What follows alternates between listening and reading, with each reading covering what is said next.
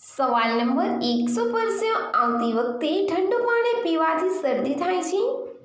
એનો જવાબ છે તડકામાંથી બહાર આવ્યા પછી તરત જ ઠંડુ પાણી ન પીવું જોઈએ.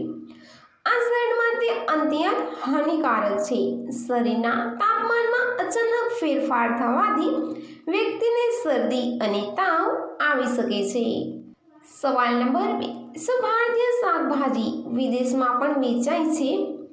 એનો જવાબ છે કૃષિ ઉત્પાદન બજાર પરિષદ અનુસાર વર્ષ 2014 થી વર્ષ 2017 સુધી mango bag house Dubai, Kuwait, Qatar, Saudi Arabia, Germany, London, Italy, Netherland અને રોમમાં શાકભાજી નિકાસ કરવામાં આવ્યો છે.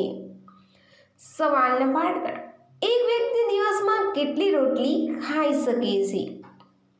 એનો જવાબ છે આ નિર્ભર કરે છે કે તેને કોણ ખાઈ રહ્યું છે અને રોટલીનું સાઇઝ તે પાતળી છે કે જાડી છે, નાની છે કે મોટી છે.